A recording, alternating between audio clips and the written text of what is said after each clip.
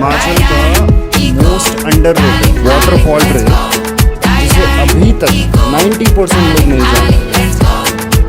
और ये जगह मनाली जाता है कुल्लू से पहले हनोगी ब्रिज से स्टार्ट होता है,